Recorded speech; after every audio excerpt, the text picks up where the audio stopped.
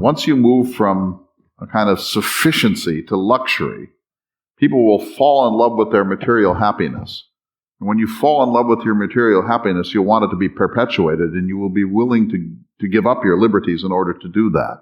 So luxury is the great disease that corrodes a republic. The Village Square, a nervy bunch of liberals and conservatives who believe that disagreement and dialogue make for a good conversation, a good country, and a good time. At the Village Square, we talk about politics, religion, and race. You know, the topics your mom taught you never to discuss in polite company. Listen, at the Village Square, we make pigs fly. Welcome to Village SquareCast. This is Vanessa Rouse. Thank you for joining us for a conversation with President Thomas Jefferson. And yes, you heard me right. This is focused on our founding ideals and how present-day America is fulfilling or failing to fulfill America's founding ideals as seen by President Thomas Jefferson. We're thrilled to present this program in partnership with Florida Humanities as part of a specially curated podcast series called Created Equal and Breathing Free. This throwback program was a live audience taping of the Thomas Jefferson Hour, a weekly radio program that airs on 80 stations across America that's dedicated to the search for truth in the spirit of Thomas Jefferson. Jefferson is portrayed by Presidential Scholar Clay Jenkinson, the host of the Thomas Jefferson Hour, who has portrayed Jefferson in 49 states and has performed before Supreme Court justices, presidents, state legislatures, and countless public, corporate, and student audiences. He's also appeared on The Today Show, Politically Incorrect, The Colbert Report, and CNN. And let me say, you're in for a real treat with this program. Mr. Clay Jenkinson is in character as President Thomas Jefferson for about 2/3 of the program, and then he joins us as himself for the remainder of the discussion. Now listen, you guys. Here at the Village Square, we believe in constructive dialogue, so let's just address the elephant in the room right up front. The legacy of Thomas Jefferson has become a hot topic since we first held this program, and we certainly understand the sensitivity around this discussion. In fact, we had Clay Jenkinson back for a program called Dead Presidents and Living Statues, where we talk openly about Thomas Jefferson's hypocrisy and also the debate over statues in our country. We'll be airing that program for you here on Village SquareCast 2 episodes from now, coming out on August 5th. And also, we're planning to bring Clay back for a little Village Square behind-the-scenes moment so we can hear his thoughts about where we are currently. So look at this as sort of a part 1, and please stick with us as we dive deeper into these important topics. All right, back to this program. Steve Vancore, president of Vancore Jones Communications and Clearview Research, is the facilitator of this program. And he's got to be one of the biggest fans of the Thomas Jefferson Hour, as he claims to have listened to at least 500 episodes. So it's really because of Steve that this event happened. Okay, one last thing I'll tell you about this program before we get started is this is a throwback program, as I mentioned. And once again, it's remarkable how relevant the conversation is today. The first 5-minute segment is called What Would Jefferson Do? And the question posed is about our dysfunctional Congress. So it was interesting to think about this question as it relates to today and the troubling trends that we see continuing. I just can't tell you how much love I have for this program, so let's get to it. Here's Steve Vancore to kick things off. Ladies and gentlemen, it is truly a privilege and an honor and a true joy to introduce to you and welcome to Tallahassee, Florida, the 3rd President of the United States of America, Mr. Thomas Jefferson.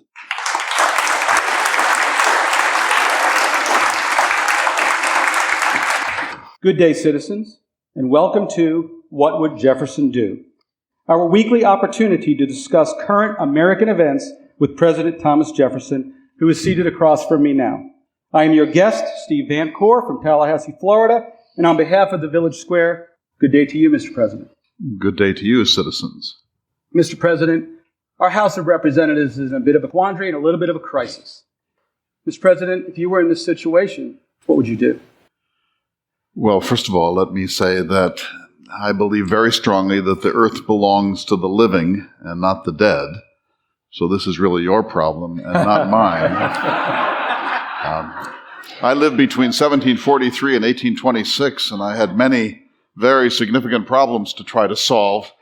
And no part of me thought that I would be projected forward into a world that I didn't live to see and then be expected to try to sort it out too. But let me say that I feel very strongly that if we're going to be a republic, not a monarchy or an aristocracy, but a republic, that this only works if there is a very high level of harmony. In our system, the majority must prevail. But as I said in my first inaugural address, the majority to be rightful must be reasonable and must remember that the minority possess their equal rights, which equal laws must respect. In other words, once the majority has decided, it needs to reach out to the minority and attempt to compromise and conciliate the minority. And once the decision has been decided, the minority needs to honor the decision as the will of the people and to avoid partisanship and ad hominem attacks and selfish factionalism. I was fortunate. I lived in one of the most harmonious presidencies of American history. I had a solid Republican majority in the Senate and an even larger Republican majority in the House of Representatives. I think I had the most harmonious cabinet in the entire history of the United States, and I don't remember a single dispute. So I'm mystified that you have descended into barbarism and partisanship. We certainly have, even when in the state of Florida where one party controls both chambers, they too have had sessions end without the other party agreeing. Do you think it's the role of the president to intervene and to go over to the House and sit down with them? Perhaps a famous Jefferson dinner would solve some of these problems? Well, I did have dinners in Washington, D.C. at what you call the White House. It was called the President's Executive Mansion then. I had 10 or 12 people 3 or 4 times a week in mid-afternoon, and I took care of the seating charts very carefully so that we could create a maximum of harmony, and I made sure that we never talked about politics at table. We might have talked about the Lewis and Clark expedition or about South America or about parrots or orchids, and everyone commented on the fine wines that I served. But I did not allow politics at these tables because I believe that if we sit down together and break bread together and learn to be civil towards each other, that when the political moments come in the halls of Congress, we are more likely to seek harmony and conciliation.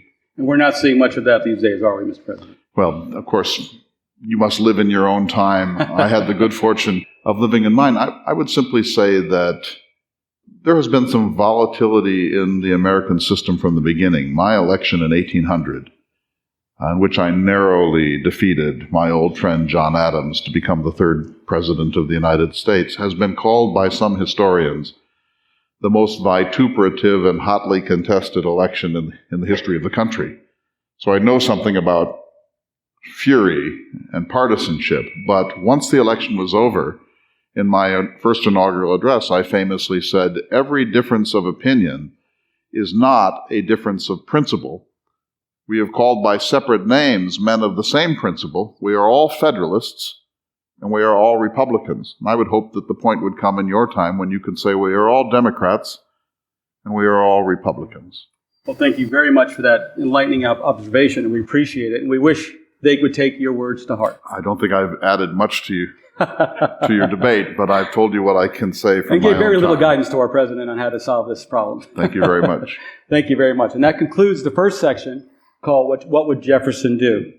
Part 2, this is now the part of the Thomas Jefferson Hour. And if you've never listened to the Thomas Jefferson Hour, I strongly agree that you do so. It's available on iTunes for those of you who are inclined, and hopefully we'll have it at our local public radio stations soon enough. This first segment is 15 minutes. It's the opening segment. I'm going to read a brief prologue, and then we'll get into the questions, most of which were submitted by you. Good day, citizens, and a hearty welcome to the listening audience of the Thomas Jefferson Hour. On behalf of 88.9 WFSU from Tallahassee, Florida, our host, the Village Square, and our primary sponsors, Stearns, Weaver, Miller Law Firm, the Hinkle and Foran Law Firm, Johnson and Blanton, and Millennium Settlement Consulting. We welcome all of you to a live audience taping of the Thomas Jefferson Hour. The Village Square is dedicated to elevating civic and political debate while recalling the history and principles at the foundation of our democracy.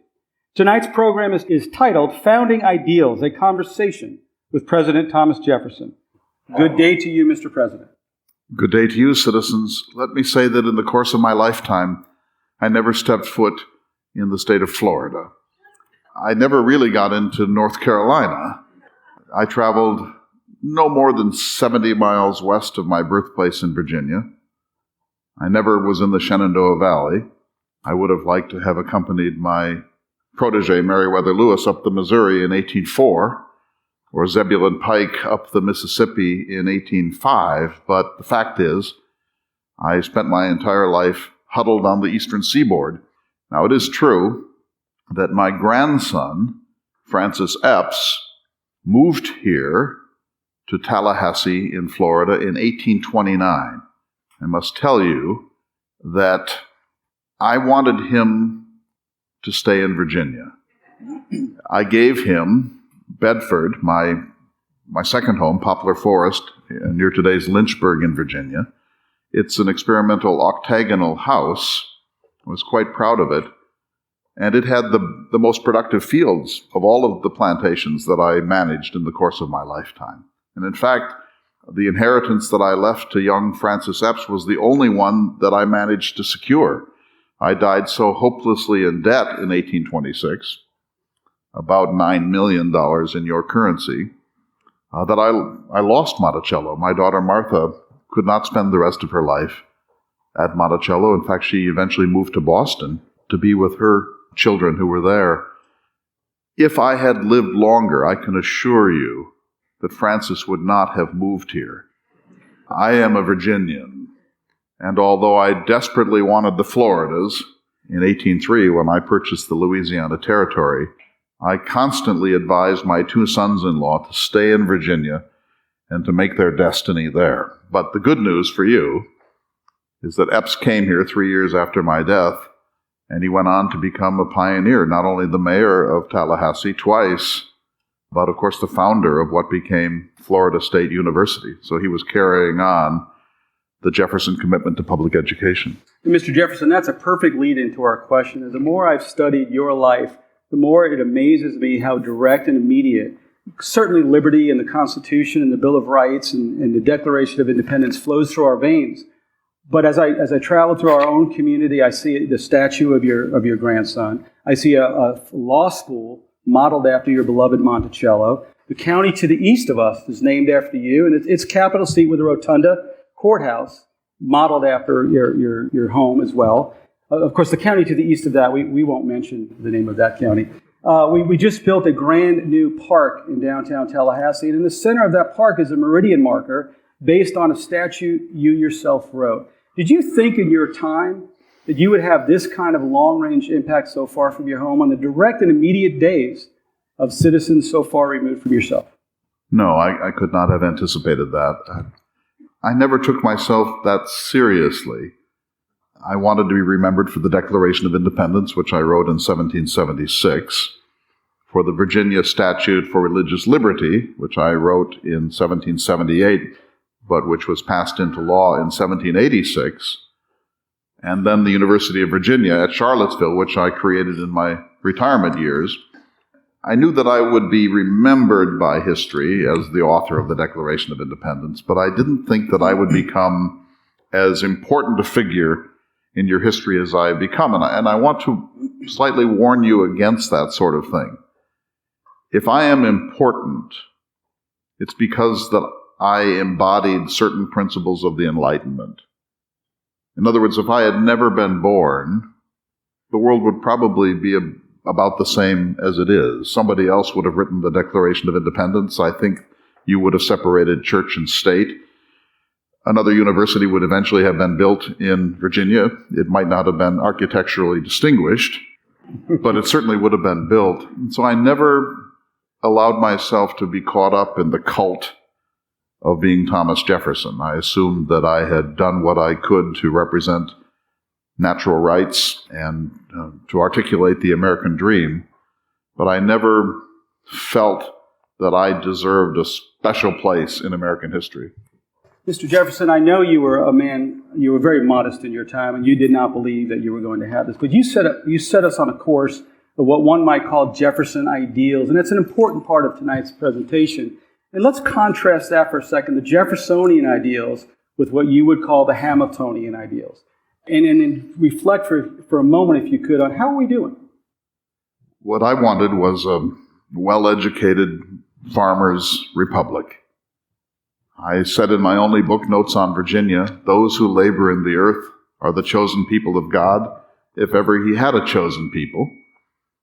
I wanted us to live on the land with our hands in the soil.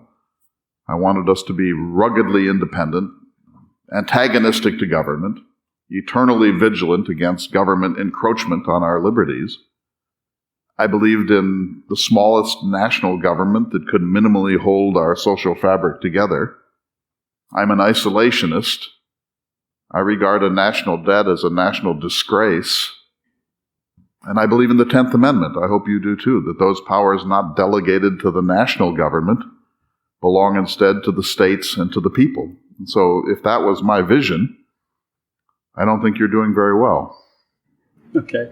And when you say Jeffersonian ideals versus Hamiltonian ideals, what do you mean by that? Well, Mr. Hamilton was born in the Caribbean. He's not really an American. He came here when he was a young man. He was a young genius. He was sent here by patrons from the Caribbean. He came to New York. He studied at King's College, now Columbia. He was a brilliant man, but I don't think that he was really in the spirit of the United States. He was a monarchist. He was an aristocrat. He loved war. He despised state sovereignty.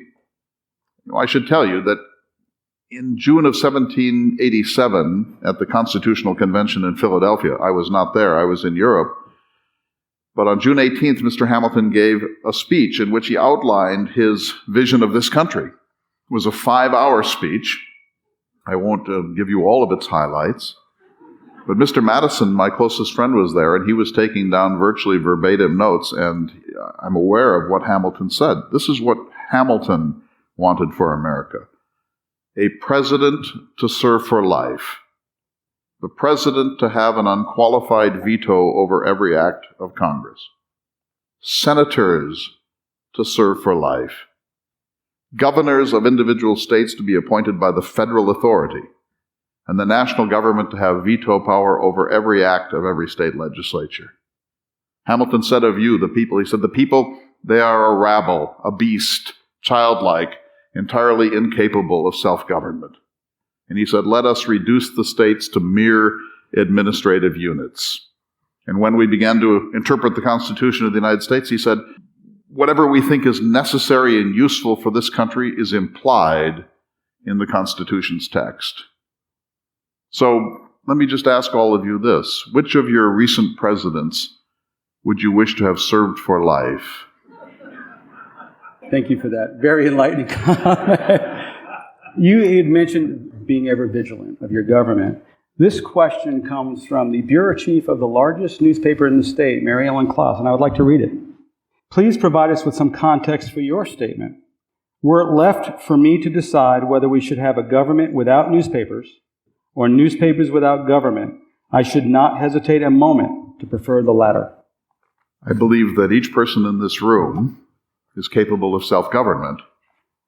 That's the ideal in the United States, that each of us would quite literally govern ourselves. We would be respectful of others' property. We would be tolerant of others' political differences. We would mind our own business. We would pay our bills. We would follow the civic laws in the communities in which we live. Every person, if well-educated and tied to the soil, will become a self-governing sovereign. And then our public relations would be entirely voluntary. So if that's the case, what we really need is to be well-educated and well-informed. And if we are well informed, we probably can govern ourselves. And so that's the context in which I said, given the choice between government without newspapers, in other words, most of the systems of history, or newspapers without government, I would not hesitate to prefer the newspapers. Now, I wasn't literally meaning in your time, those newspapers were highly partisan. Yes, they were highly partisan, but if the people are well informed, and any American citizen can be well informed, particularly in your time, that's the most vital tool you have in self-government. So I often said things like that I didn't truly mean, but they made a point, and the point is that information is the great desideratum of a free people. And so you are lucky. Living in the 21st century, you have access to more information than any people who have ever lived on the face of the earth, and you can follow legislation not only from month to month, but hour by hour and minute by minute, and you can intrude yourself into the process as citizens.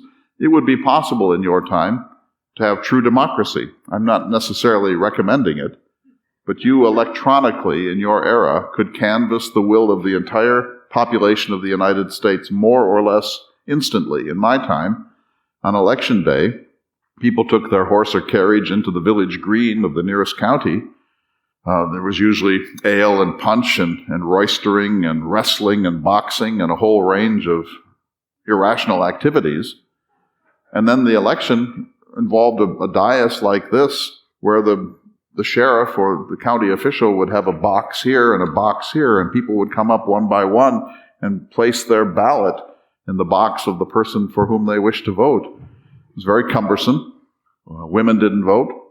African Americans didn't vote. American Indians were not even regarded as citizens of the United States. And in fact, in every state to the time of my death in 1826, even white males had to have a certain property base in order to vote or qualify for public office. So by those standards, you live in a sort of democratic paradise. I appreciate very much you shouting out to the village square and the concept that we're trying to achieve here in Tallahassee about people coming together in the public square. Mr. Jefferson, Glenn Burhans from the law firm of Stearns, Weaver, and Miller asks the following. Mr. Jefferson, as we've expanded the right to vote to all citizens in America throughout the course of our history, we are now in a process of restricting their votes or their rights to vote in meaningful elections. And we do this by allowing taxpayers to pay for primary elections where parties choose their candidates. And most often they run in districts that are dramatically favoring one party over the other. Mr. Burhans believes this is resulting in those who only appeal to extremes of both parties, and this is the cause of a major breakdown, not just in civility, but in the basic functioning of our legislative branches. Was this the vision for our nation? Well, first let me say you can tell by the length of that question that it came from a lawyer. I wasn't a man of great humor. You could probably put all of my jokes into a passport book. But I do have one joke, and it's about lawyers. I received a letter when I was at Monticello from a young Virginia congressman, and he said, Mr. Jefferson, how is it that there are 150 lawyers in the United States Congress, and yet nothing seems to get done? To which I replied, young man, whenever you gather 150 lawyers into one room at one time, nothing good can come of it. After all, these are men who are paid to talk by the hour. I expected a larger laugh. That's my only joke, so I've said it. The word gerrymander, meaning a district that is artificially skewed for a political purpose, actually comes from my time, from Elbridge Gerry of Massachusetts. Elbridge Gerry was a sort of idealist and a bit of a crackpot, later served as the vice president of the United States, in fact, died in office as vice president. But he was engaged in a district in Massachusetts that was so oddly shaped, it had the look of a kind of salamander. And because of that act of political manipulation, Gerry gave his name to gerrymander or gerrymander. And I understand that it continues to thrive as a system of political corruption in your time. In my era, it would be very difficult to determine how to create a district. I was partly responsible for our census system every 10th year. This is something that the Romans did in the Roman Republic, but we installed a 10-year decimal system in the United States so that we could create the conditions of apportionment and representation and to determine what a congressional district was. But we did not have any statistical science to do this very carefully. In your time, you have the capacity to create truly representative congressional districts if you only choose to do so. And the thing I would suggest is to take it out of the hands of the political system and put it into the hands of mathematicians, people who are absolutely nonpartisan, mere statisticians, and then you will find, I think, that you can solve this problem. There was a similar issue in my time. When the Constitution was being written, there was a fundamental dispute between the large states and the small. Virginia was the largest state. It was almost also the most populated state. And Mr. Madison's idea at the Constitutional Convention was that there would be proportional representation. But the little states, like Delaware and Rhode Island, refused to accept that because they felt they would be swallowed up by the Congress of the United States. And so this produced an impasse that nearly broke the constitutional process apart. And it was eventually solved by the compromise of having an identical number of senators for every state, irrespective of size or population, but proportional representation in the House of Representatives. So that solved that problem. Well, meanwhile, in 1784, I was on a committee called the Bill for the Government of the Western Territories. I was a United States congressman from my own Commonwealth in Virginia. And I realized that after the first 13 states, the entire West was essentially a tabula rasa. It was a blank slate. And so we could engineer a new style of bringing in new states. So I had this idea, and I hope that you will think it's a good one. I suggested that we make every state west of the Appalachians perfectly square and identical in size.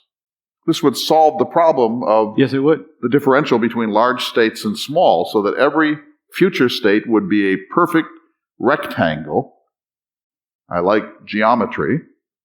And it would be identical in size. And I actually laid out 14 states in the Ohio Valley and gave them names like Sylvania and Pellissippi and Polypotamia and Michigania and so on. This was not accepted by Congress. Well, they should have accepted it, because when you create a square state, you solve two problems. Number one, you solve the problem of size. And number two, you end disputes. Because if, under the old meets and bounds system, if you say the river is the boundary between Maryland and Virginia, if the river jumps during a flood, you've got a problem. That's right. But with perfectly square states, if there's a dispute, you just call in a geometrician, and he can determine instantly what is just. And so I am for using mathematics and rational principles for every possible human problem, and districting is one of them. You now have computing devices that could produce a perfect solution to this problem and make almost every district in the United States a competitive one. Are you willing to do it, is the question. It would be nice to let all voters have the opportunity to cast meaningful ballots in their elections. I find some irony in the fact that the man we call the father of the Constitution had as his vice president the man we named gerrymandering after Elbridge Gerry. Well, Gerry had recovered from that period in his life. Mr. Madison would never have hired him. You're being very protective of your good friend. Well, Abigail Adams said he was a little cracked in the head.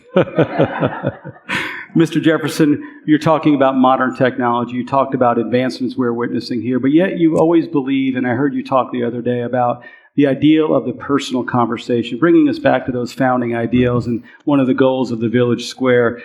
We come out of the Revolutionary War and we had a debt crisis. And you managed to meet with one of your greatest enemies and sat over dinner and solved that debt crisis. Will you tell us a little bit about that famous dinner? Well, at the time, Mr. Hamilton was not yet my enemy. I went to France for 5 years between 1784 and 1789. My wife, Martha, died on September 6, 1782, at the age of 33. We had been married for 10 years of uncheckered happiness. She had been pregnant 9 times during that period. She had given birth to 6 children, and 4 of them died before their 7th birthday. Then she died of complications of birthing her last child on the 6th day of September, 1782. And I had, in the wake of that, what you would call a nervous breakdown. And it wasn't clear to me that I would recover from this.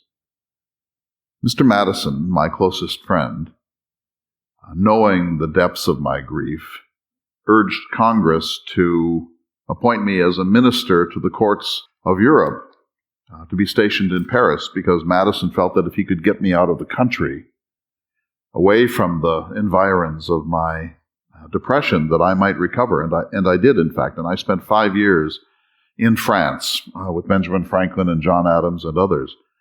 I came back to this country in November of 1789, and by then the Constitution had been written and ratified, and the new President of the United States, George Washington, was in place. And I came back from France and landed at Norfolk.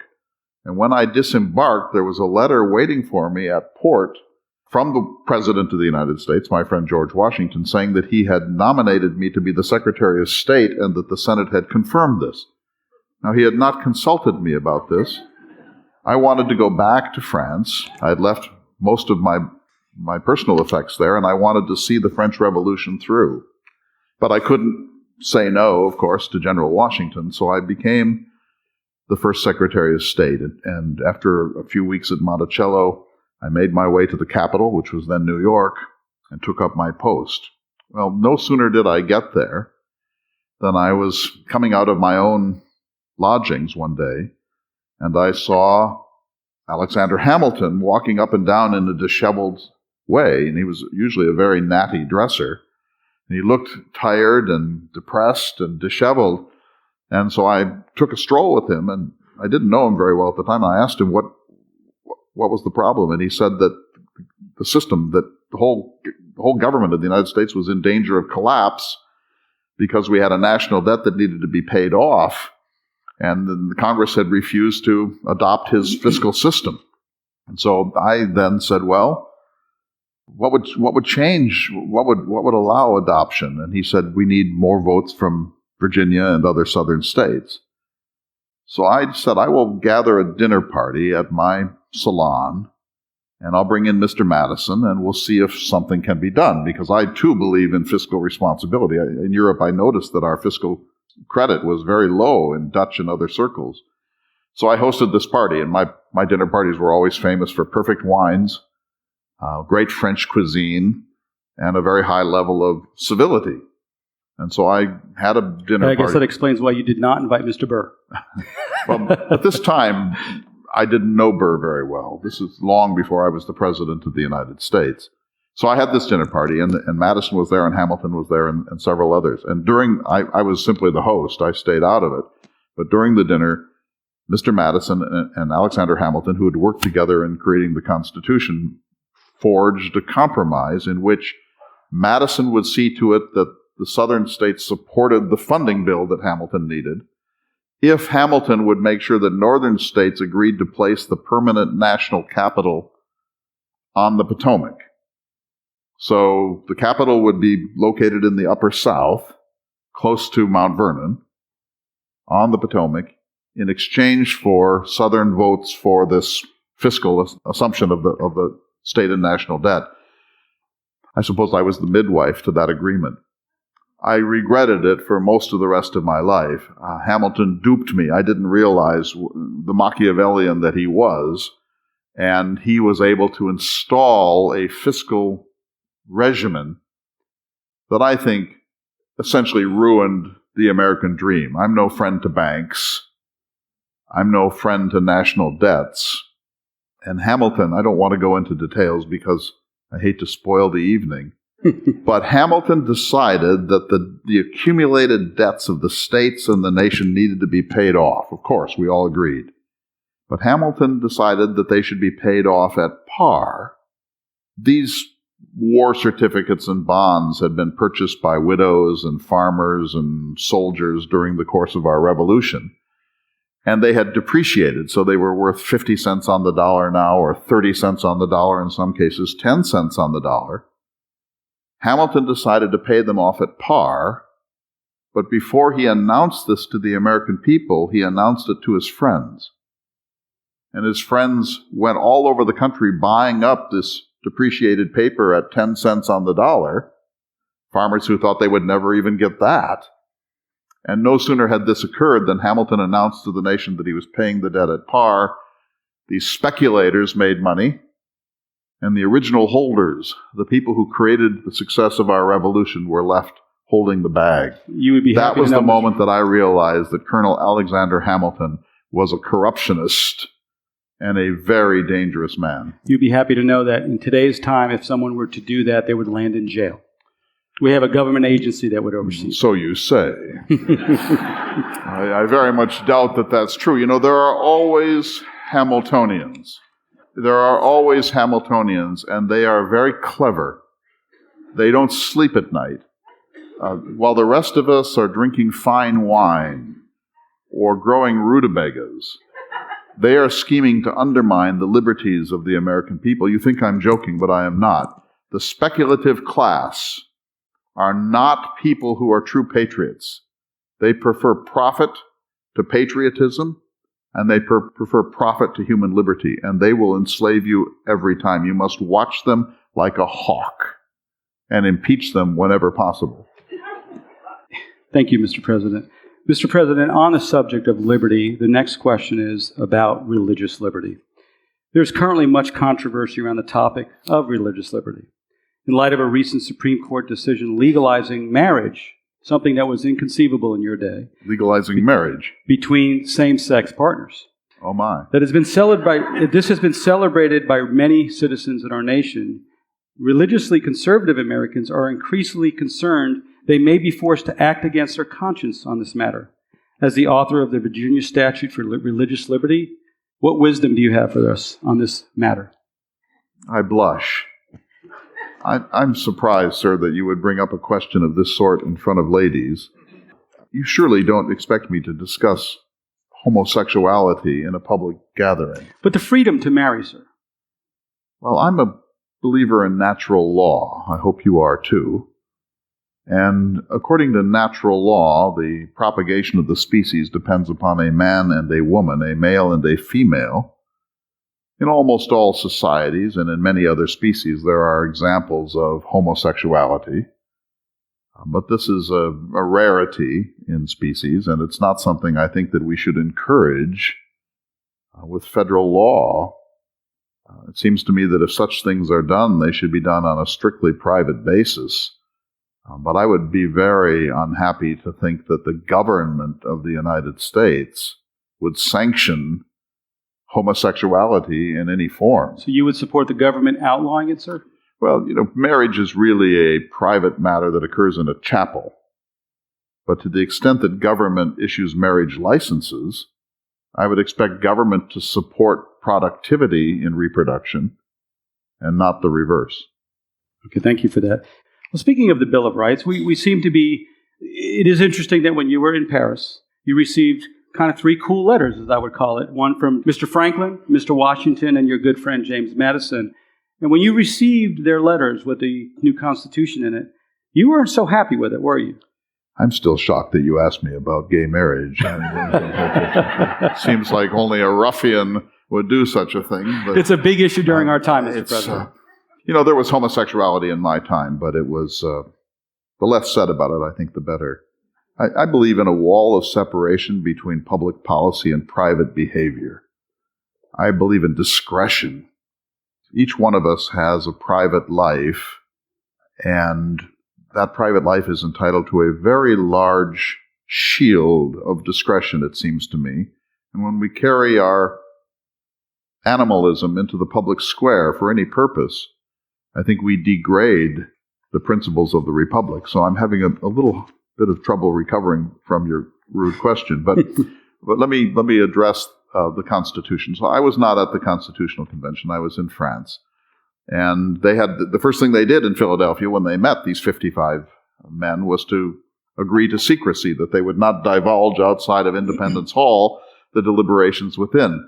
I objected to that because I believe in transparency in our system, but I understand why they did it, so that they could debate freely without having to answer to their perhaps temporary comments when they left the building every day. So I didn't really know what they had done until months later.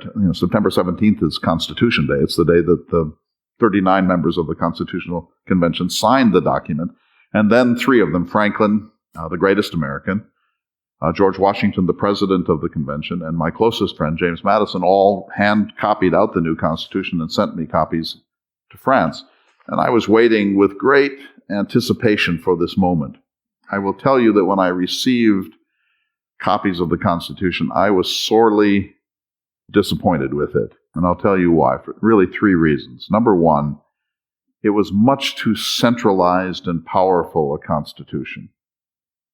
I'm a friend of the good old venerable fabric of the Articles of Confederation. Under the Articles of Confederation, each state was a sovereign. Virginia was a nation, and Maryland was a nation, and Delaware was a nation. And those sovereign nations had come together for certain very limited purposes in a confederacy. That's my ideal for the United States. I believe that Florida is a better sovereign for your public affairs than Washington, D.C. or any other place. So this troubled me. And I said, this is like bringing in a fox to police the hen house. Secondly, the new Constitution did not limit terms of our national officers. There was perpetual re-electability for the president and the vice president and senators and so on. And it seems to me when you have perpetual re-electability, you will create the problem of incumbency. That the people will return again and again, people that they know and like, but who are not particularly good representatives.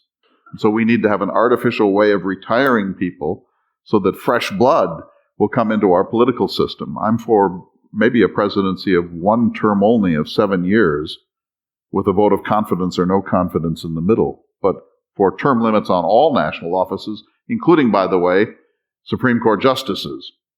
I won't digress long on this, but the idea that Supreme Court justices will serve for life under good behavior is a really bad idea.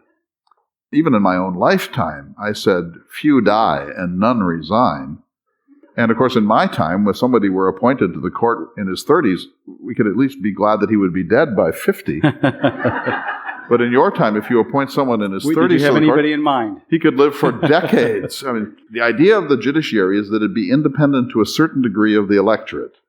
But if it becomes too independent of the electorate, then it becomes a problem. And so I think you must reset this. And I suggested that we have a vote of confidence or no confidence for Supreme Court justices every 5 or 10 or 15 years so that at least the senile could be retired. But then finally, my greatest objection to the new Constitution, and a very severe one, is that it did not contain a Bill of Rights. And I was only angry 2 or 3 times in the whole course of my life, but this was one of them. And I wrote a letter to Madison, my closest friend, in which I really blew off steam. And I said, what every people on earth has a right to expect against its government is a Bill of Rights. This can never be left to inference. It's not implied in this or any other constitution. And any constitution that does not contain a charter of the rights of man is by natural law null and void. Those are some stinging words, Mr. President. I was very angry, yes.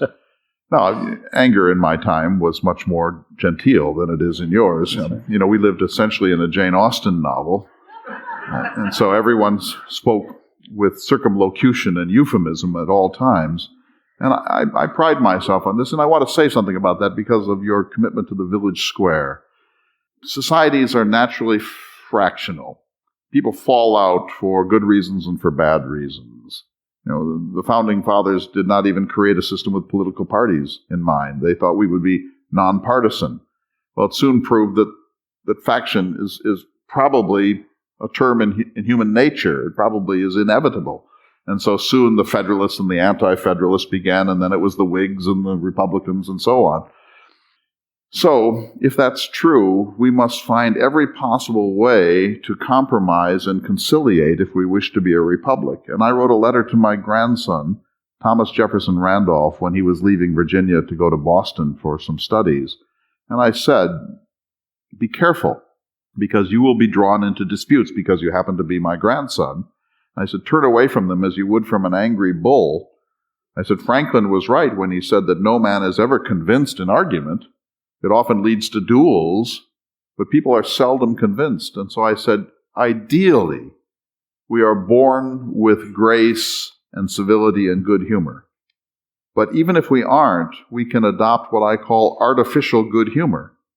When somebody is rude to you, when somebody is intolerant, when somebody is a bully, our response should be to adopt a kind of artificial civility. And if in every case you respond to something inappropriate with something smooth and conciliatory, not only will it disarm your antagonist, possibly even shame him a bit, but by doing this, it becomes second nature in you. And second nature good humor is as good as original good humor. So I think if you will all, I ask each one in this room in the next month, each time there is a provocation, each time someone is rude to you, each time someone is insensitive, I ask you to respond with artificial good humor. Will you do that? And if you do, I think you will find that you now live in paradise. When you pushed for those Bill of Rights, I want to get back to the Bill of Rights because when we look at our charter documents, we look at the Declaration of Independence, which you wrote most of it, the Constitution, which you had a hand in instructing Mr. Madison on leading. I sent him books from Paris. You did. And, of course, the Bill of Rights, which you did not scribe yourself, but you were the great instigator behind the Bill of Rights. I would have gone farther. I would have had a provision for conscientious objectors in war, not for our Quaker brethren. I would have prohibited a perpetual re-election, and I would have prohibited a national debt. These rights are so important and such a critical part of the lifeblood of America. Most Americans can cite at least one or two of the ones that they feel very personal about. But sometimes those rights fight each other. They kind of argue back and forth. The right to assemble, the right to equality, the right to keep and bear a gun. Did you anticipate any of that and see that as an acceptable downside? I had nothing to do with the creation of the Bill of Rights. I was probably its midwife because I insisted upon it, but I was not speaking merely for myself. I think the great majority of the American people were upset with the new Constitution and demanded a Bill of Rights as a compensation for what had been done in Philadelphia. I think the problem with the Bill of Rights, as Mr. Madison put it, is that it's merely a parchment guarantee. But because of that, in the Ninth Amendment, Madison specifically said this is not meant to be an exhaustive list. We may think of other rights from time to time that are equally important, so please don't assume that if it's not enumerated here that it doesn't exist at all. I think it's important. I think the Bill of Rights is a more important document than the Constitution. It's arguable that the Bill of Rights is a more important document than the Declaration of Independence, the First Amendment, separating church and state, giving you the right to publish what you please, to speak your mind. The Second Amendment, guaranteeing you the right to arms so that you can protect your home and family and bring down the government from time to time. The Fifth Amendment, guaranteeing you the ability not to ever have to incriminate yourself in a court of law. And these are laws that were not made up by James Madison. These are laws written in the human heart. Natural rights come from natural law. Natural law is accessible to any rational human being. For example, if you and I are on an island, we're the only two there, and there's only one loaf of bread, natural law will teach us that we divide it in two. Natural law would never say that you get 85% of it and I 15%. That can happen in a society. Hamiltonian law would say, I take the bread and sell you pieces. Hamilton takes 100% and sells me 1%, unless there's a higher bidder. So we have these natural principles. Do unto others as you would have them do unto you. Share resources in some equitable way. Everyone should be treated identically in the machine of the law. Everyone has an absolute right to conscience. If I believe in 3 gods or 300, it's none of your business. There's nothing to do with our public square. And so these are things that are off limits to government. Madison was wrong when he said they're mere parchment guarantees. Imagine just for a moment what the history of the United States would have been if you did not have the Bill of Rights. The Bill of Rights is the most essential document in the history of human liberty, and we created it. Madison didn't invent it, but he was the one who articulated it, and it, I believe, has been more important to the liberties of the American people than any other thing that ever occurred. Thank you, sir. Speaking of civility, Mr. President, I find it sweet irony that this person's name is Robert Anderson, the same name of the captain who fled Charleston to the little island fort there. He asks about the separation of our states from our union. Would you have supported the individual states seceding from our union? Any state has a sacred right at any time to secede from the Union for any purpose. I believe that the right of self-determination must trump the Constitution. Now, I was not alive in 1860, I saw the Civil War coming. It would be impossible not to see it coming. Once the Missouri Compromise occurred in 1819 and 20, it was clear to me that that was the death knell of the Union. But I thank my Creator that I died before that cataclysm came. But I will tell you that my grandson was a cabinet official in the Confederacy, and I believe that I would have sided with the sovereignty of Virginia against Northern aggression. So the nation you helped create, you would have been happy to see, but you would have allowed these states to say, we no longer want to be a part of this happy experiment? Well, I would have been saddened by this, of course, but as I made the Louisiana Purchase in 1803, and when I made it, doubling the size of our republic with a single stroke of my pen, I said it's not clear that this will all be one republic. We might have sister republics west of the Mississippi. There might be sister republics west of Rocky Mountains. As long as they're English-speaking and agree to get along in a confederacy and have republican forms of government, it doesn't seem to me that it's essential that we create an empire. As long as people are free, that's the whole goal of our system. And so I don't think that there's anything perpetual about the Union. Speaking of rights, I have another question.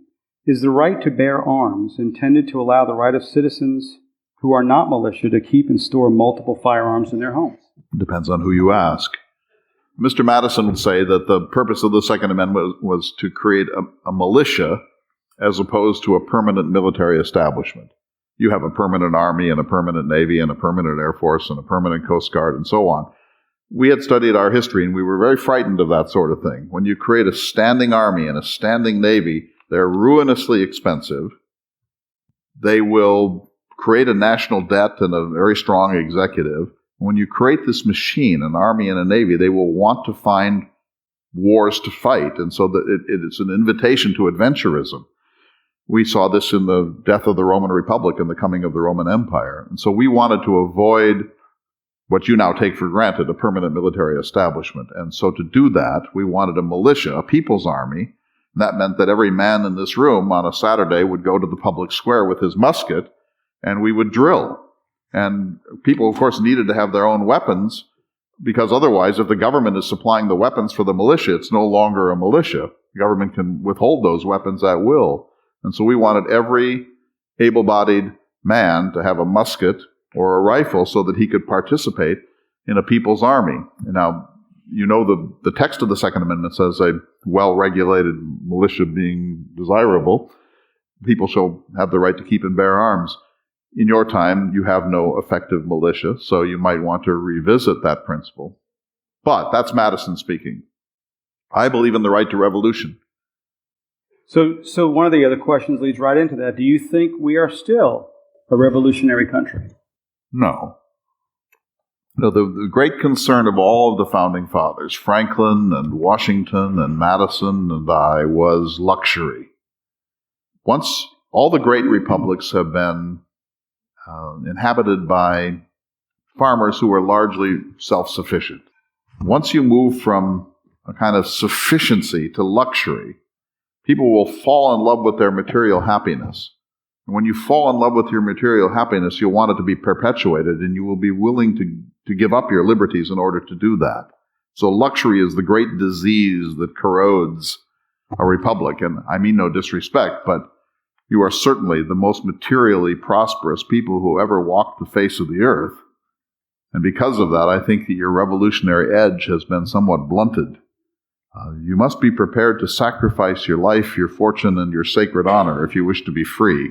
Now, I suppose you're thinking, easy for you to say, Mr. Jefferson, who had Monticello and all of that wealth, but I was speaking about the ideals of a republican form of government, and I worried very greatly that the time would come when we would become complacent about liberty because we would prefer comfort instead. And I think probably that's where you are as a people.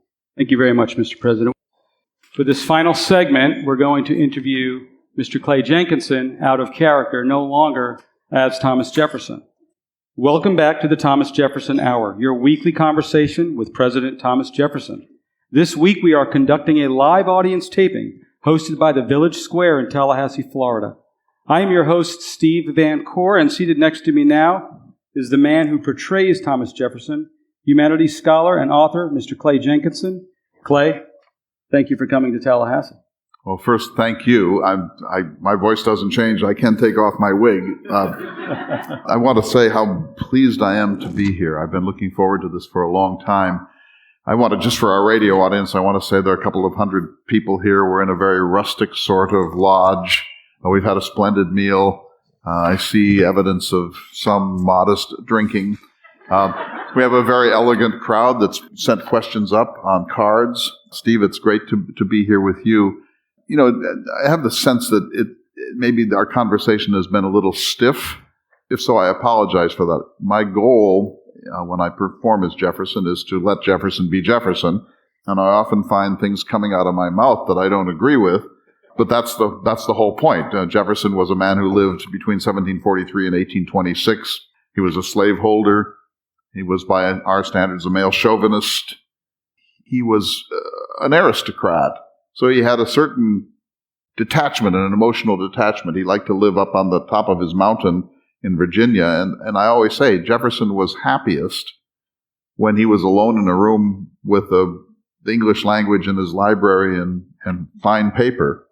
He was not a politician in our way. He didn't go into the public and shake hands and kiss babies and press flesh and beat his own chest. And when running for president, he retreated back to Monticello. When he stood for the presidency, of course, he would never run for the presidency. But when he stood for the presidency in 1800, he was reluctant. He regarded the presidency essentially as jury duty. And when Madison came to push him to become a candidate, Madison was always more political than Jefferson. Jefferson was always a little aloof. He was a philosopher. And when Madison pushed him, Jefferson said, "I will agree to stand for this office on one condition, that I need make no public appearances." And so Madison, bewildered, agreed to it. And Jefferson spent the entire campaign of 1800 at Monticello, never left, never asked for a vote, never made a public appearance, never gave a speech, just stayed at Monticello and let the people decide. And they decided narrowly that they preferred him to John Adams, and so Jefferson became the third president of the United States. Then he gave his first inaugural address on the 4th of March, 1801. He was so poor a public speaker and so kind of almost Asperger's in his style that he mumbled his way through his inaugural address. It's regarded as one of the 2 or 3 greatest in our history. He mumbled, but no one heard him. Everyone's, what? And so there were printed copies out on the street so people could find out what Jefferson had in mind. He never, during the presidency, gave speeches. He never traveled the country. Most Americans didn't know what he looked like. Virtually all Americans, there were 6 million of us then, had no idea how he sounded. There were no images of him in the public press. This was just this figure that everyone had sort of heard about, but he didn't publish anything. He was never interviewed. There were no news conferences. It's hard for us to really get our brains around it. You tell a great story about a aristocratic woman who was I believe was at the White House, who didn't know but did not like Mr. Jefferson, and after meeting him for some time, and out of character, so to speak, she kind of liked him. Well, Jefferson, this was Margaret Bayard Smith. So Jefferson, her husband was the editor of the National Intelligencer, which was the newspaper of the administration. And she had heard about Jefferson as this wild demagogue and this revolutionary and this vicious Jacobin and so on, a vulgarian. And one day Jefferson was in her parlor and she walks in and he's just sitting alone. And I don't know why she didn't ask him who he was, but they sat and talked for a while. And then her husband came in and said, "Oh, Mr. Jefferson." And she almost fainted. She said, "This is this crazy demagogue. He's the most gracious, civil, polite, humble, self-effacing person that I've ever met in the whole course of my life." And then she kind of got a crush on him and became kind of a Jefferson groupie. And they were very close friends. And then she and her husband came to visit him at Monticello later and so on. But he also was in a carriage ride once. He used to travel alone, no Secret Service, of course. He traveled from Monticello to Washington, D.C., which is a distance of about 130 miles. He had to actually ford 8 creeks, go through on his horse or carriage, 8 creeks in and out.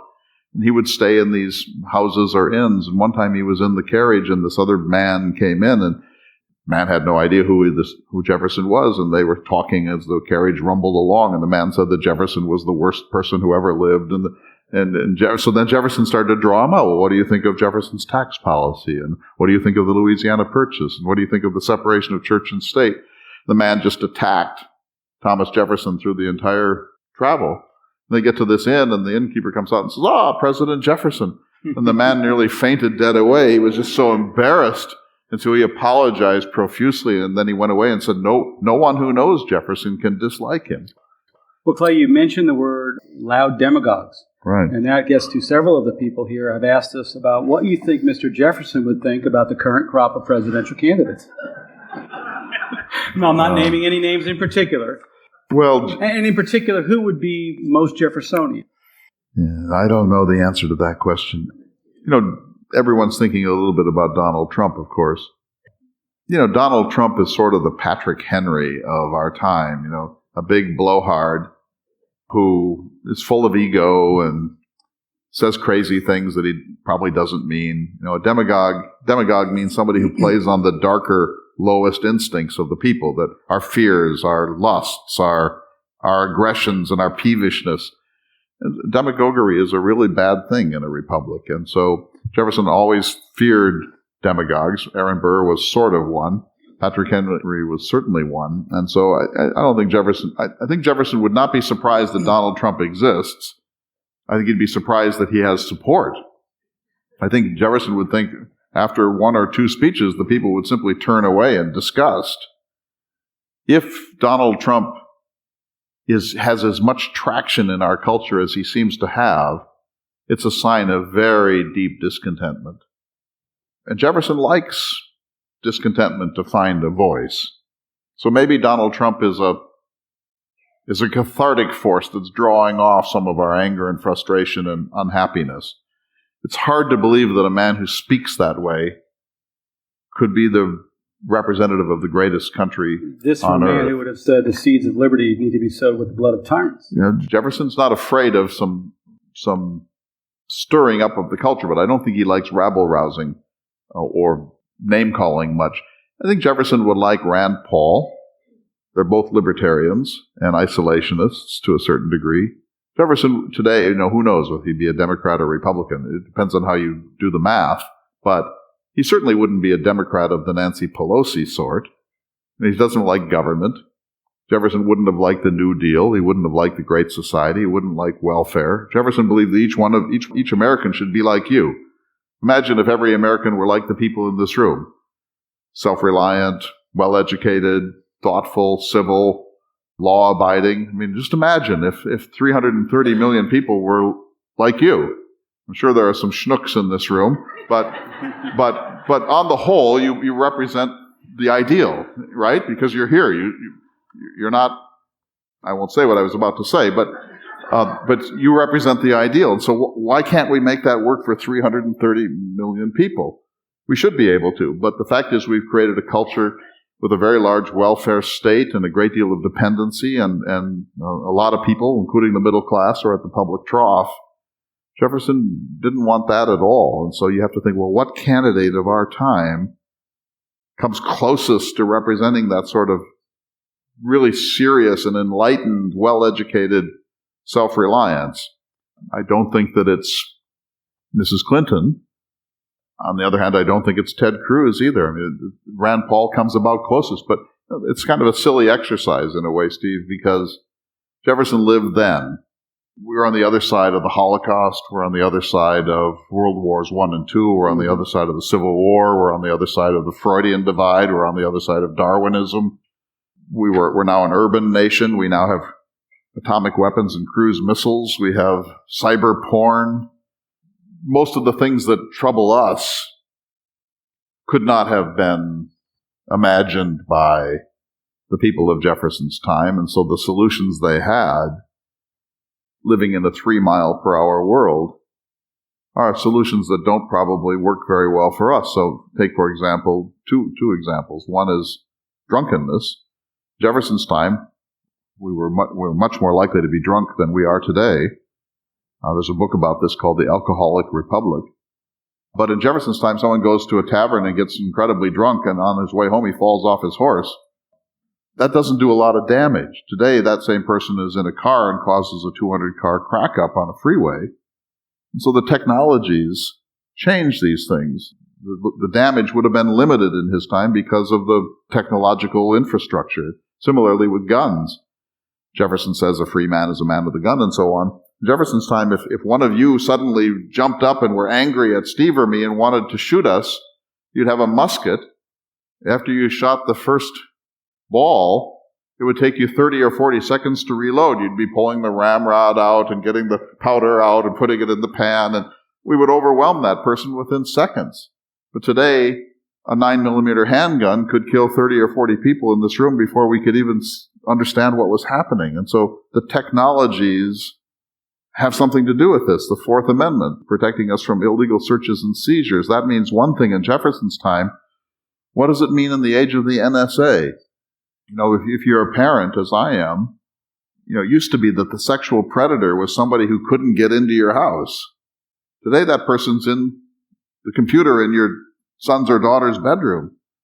The world has changed.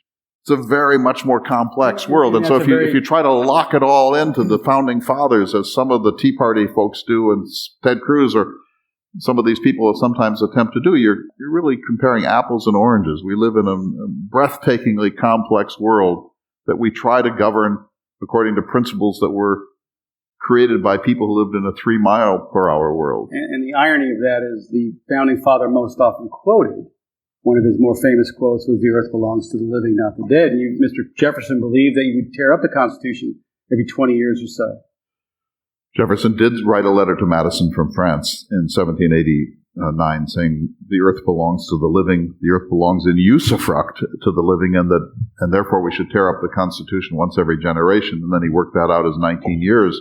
Madison was appalled by this idea, and most people are. But Jefferson believed that every generation should find its own social compact. And if we were, let's just say that, you know, that in Men in Black, that device, that, you know, and then your brain goes, if we could do that for the country and we had to invent a new constitution out of whole cloth, out of a blank slate, I doubt that we would create the same constitution. We would step back and say, what are the social restraints that we need in the 21st century? Should people have guns? Under what circumstances should we distribute property? Should there be a welfare system? What should our foreign policy be? What kind of public education do we want? And I think if we were inventing something on a blank slate, we would be doing something quite different probably from the thing we have inherited. And Jefferson wanted to empower everyone in this room to invent their own happiness, to invent their own system. You know, they fought the revolution over consent of the governed, but no one in this room has ever consented to our government. You're born into it, and the theory in politics is that by not objecting, you've given, quote, tacit consent. Well, Jefferson doesn't like tacit consent. He wants actual consent. And so I don't suppose that let me get to a question about actual consent, because there's so many times, and this is a question you get asked often, how can the man, I'm trying to summarize, several of you asked a similar, how can the man who wrote the words, all men are created equal, at the same time look out his front window and see people who are enslaved and owned by another person? There's no answer to that. I've spent 30 years wrestling with this issue. There are two issues that I've spent most of my adult life wrestling with. One is Jefferson and slavery. How can you say all men are created equal and own them and buy and sell them and have sexual relations with one?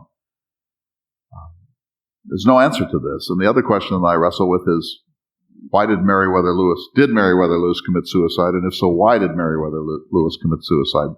I've spent my life on this. I've written books on this. Pretty nerdy way to live if you think about it. You know, really? Those are your questions? You know? Wow, you know, that explains a lot, you know. But it's true. We would expect nothing less from a Rhodes Scholar. But it's true, you know. So here's Jefferson, who is, well, look at it this way. Many of you are Southerners, so you understand in a way that no one from Montana can, the unbelievable complexity of the race history of this country. And you know how far you have come in the last 50 years. I mean, breathtakingly far. I've been working on a symposium that's going to be in Bismarck, North Dakota in a few weeks on the 60s. And, the 60s, Selma, and Bloody Sunday, and the Freedom Riders. And you remember this. This was a hard, hard, hard time in the South. And it's amazing how much progress has been made. But it's still not over. It's a still very complex and unfinished journey. And so I've been trying all my life to figure out how someone who said all men are created equal could so comfortably own human beings. And really there's no answer. You have to say that Jefferson was a man of his times. 8 of the first 12 presidents were slaveholders. That always strikes me as a very important statistic. Today, if you were a slaveholder, you couldn't be taken seriously. But in Jefferson's time, you could. It was not a debilitating fact of a white man's life. I think Jefferson was a racist. I hate to say it, but I think that he actually had race theories of superiority and inferiority. But even if you take all that away and just try to read this in the best possible light, the facts are the facts, that there were other Virginians who freed their slaves. Jefferson did not. Jefferson freed 8 slaves, 3 during his lifetime and 5 at the time of his death. Jefferson early tried to do something about emancipation and proposed a series of things. There was a passage in the Declaration of Independence. There was a Virginia bill that would have allowed gradual emancipation. His ordinance for the West forbade slavery to cross the Appalachian Mountains. He worked on it for a time. It was like he was trying early on. He was trying, but then he realized... He kind of hardened his position later on. He realized he wasn't going to win that battle. And so he began to pull back, and he was made to know that if he continued to be an abolitionist, that he would be retired from public life. But here's what I always think, Steve. If Jefferson had been born in New Hampshire and had said all the things that he said, he would have a much better position in the world than he has. The tragedy for Jefferson is that he was born in Virginia. His first memory of all the memories of his life is at the age of 2, of being carried on a pillow on top of a horse from one plantation to another by a trusted black slave. That's his first memory. So think of how complex that is. Your parents are not going to put a 2-year-old with just anyone. That's a trust relationship. And yet it involves enslavement. So Jefferson, his whole world is inextricably interwoven with race. And he knew it. Monticello was built by slaves. The national capital was built by slaves. I'm sure Tallahassee was built by slaves. This is a fact of our history, and we can't duck it, but we shouldn't wallow unnecessarily in it, and we certainly shouldn't crucify Jefferson over this, because if we do, we lose so much that's important. We lose his architecture. We lose his philosophy of freedom. We lose his ideas of government. We lose library science, his paleontology, his archaeology, his classicism. We need Jefferson. He's America's Da Vinci. But we shouldn't give him a pass on this vital question. Historians would be kinder to him today had he not responded to Mr. Coles in the way he did. Edward Coles wrote to Jefferson in 1814 or so, and he was a young, brilliant Virginian, and he said, something has to be done here. And he said, you, above all people, have that kind of credibility. If you became a champion of emancipation now and helped me, Coles wanted to take his slaves and free them, but take them to Ohio and give them land and then supervise their transition from enslavement to self-reliance. And he said, if you will sign on to this and become sort of the patron of this movement, you can probably make a difference in the world. And Jefferson said, I'm not sure it's a great idea, and I'm too old. But then he went on to create the University of Virginia. He wasn't too old for that, So, look, I don't want to. My view, my mentor in the humanities said this: judgment is easy, understanding is hard. And that's what I think. Judgment is easy. We're much too prone to judge. We weren't there. And when I think of this, I think, what will they say of us? It doesn't look good, folks. It doesn't look good that we are burning carbon to beat the band, and the clothes that you are wearing, I won't say mine, Steve, were made somewhere, but they weren't made in Ohio. I can promise you that. If you knew where they were made, and how they were made and under what labor conditions, you probably wouldn't sleep very well tonight. I think we have to look in the mirror. I'm with Jesus. Let he who is without sin cast the first stone. We all live with whopping fundamental contradictions, I think, and some more than others, but they're very visceral with Jefferson. And earlier on, you used the U word that most of us use every day, usufruct. Usufruct. Which usually gets bleeped out when you say it on a talk show. Are we doing a good job in turning over the earth and usufruct to the next generation, especially when you contemplate the conflict between our national debt and global warming? Well, Jefferson had this concept of usufruct, that you have it's a feudal concept under law, that you have the right to the fruits of the estate, but you don't have a right to impair the fruitfulness of the estate. And it's a wonderful concept in sustainability and stewardship. And he worked hard at usufruct in the course of his life. He adopted a 7-year crop rotation system, and he planted amelioratives to bring back his lands, and he and his son-in-law, Thomas Mann Randolph, developed contour plowing. And so Jefferson was a very big man in the sustainability movement. That doesn't mean that he left Monticello intact, because I don't think that he did. I'll duck your global climate change question and just say, leaving a $14 or $20 trillion national debt to our children doesn't show a very stewardly approach to finance. And even if you leave out global warming, I met a woman once who was a chemist, and her PhD was in carbon, particularly petroleum. And I remember we were having a picnic somewhere in Utah, and I said, what will the epitaph of America be? And she said, the epitaph will be that they burned oil. You know, oil is a miracle carbon that can do pharmaceuticals and plastics and you name it. And she'll say, and they burned it.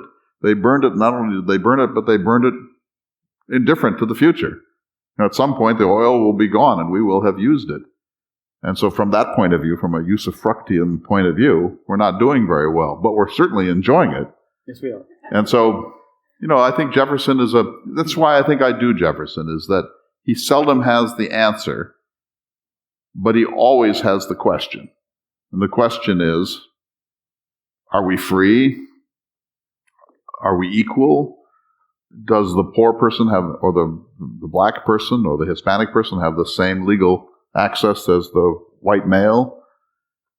Is there gender balance in the United States? Are we treating the land well?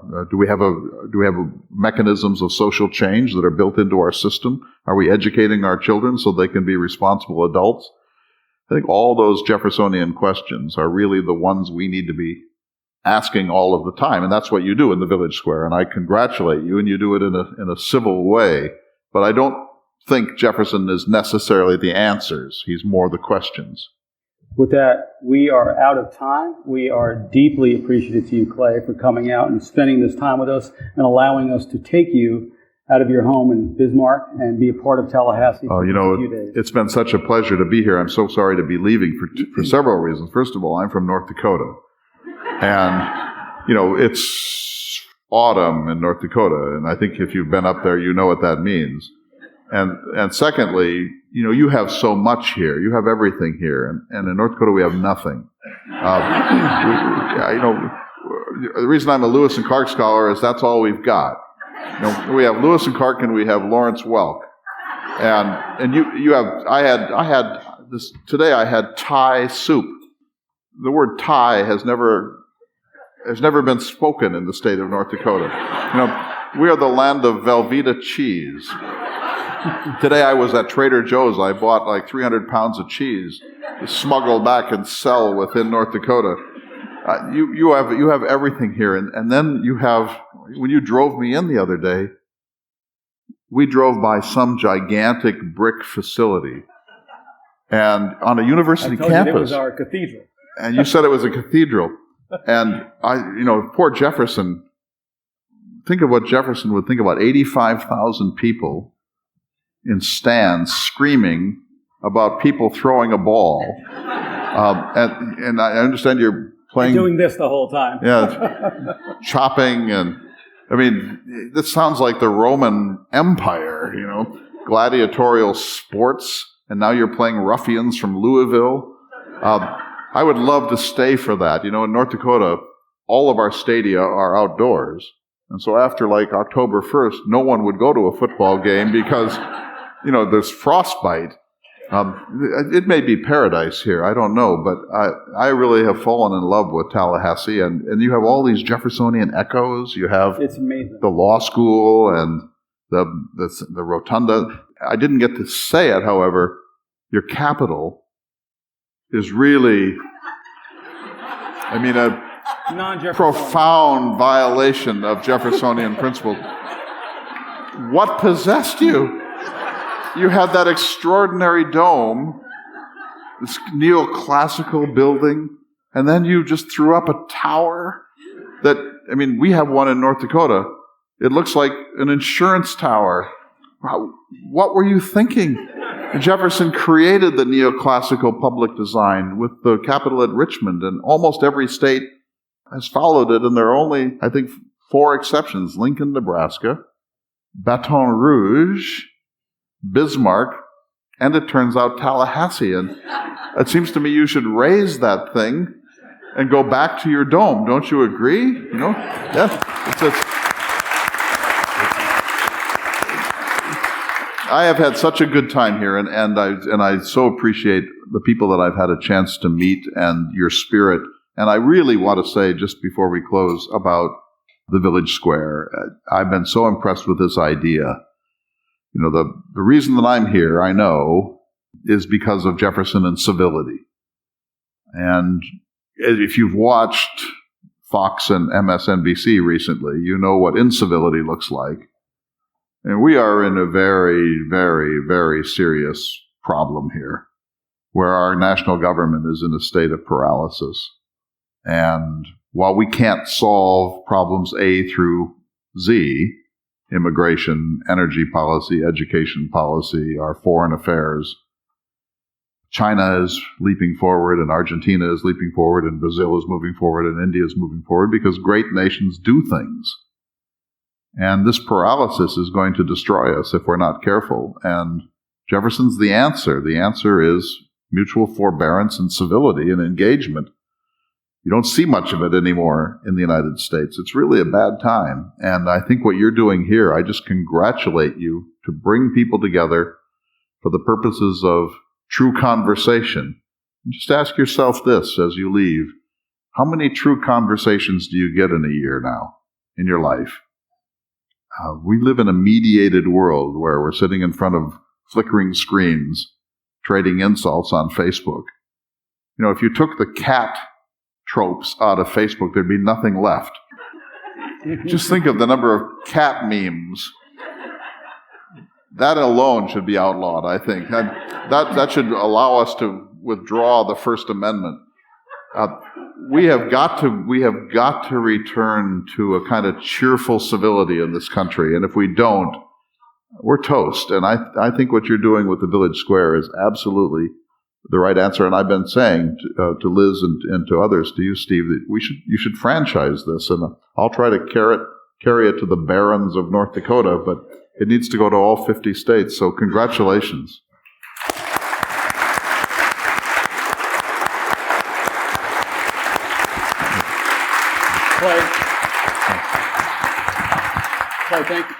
Clay, thank you very much. And I'd like to close with a quote from a famous philosopher. Many of you may have heard of him. His name is Laurie Dozier. And he once said, "I've been smiling so hard tonight, my face hurts." Thank you very much.